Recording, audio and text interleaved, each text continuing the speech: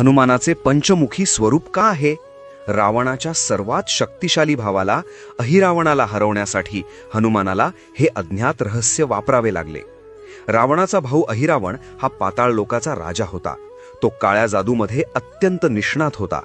त्याने राम आणि लक्ष्मणांना झोपेत असताना गुप्तपणे पाताळात नेले.